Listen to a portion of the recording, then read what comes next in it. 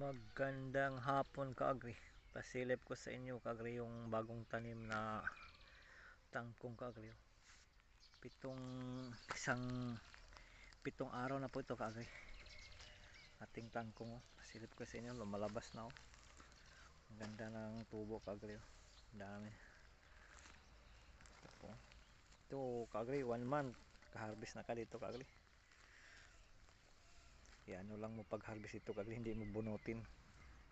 Tanggal at putulon mo lang yung kaagri, yung tangkay para mag siya ulit, lalabas ng talbos na malusog din.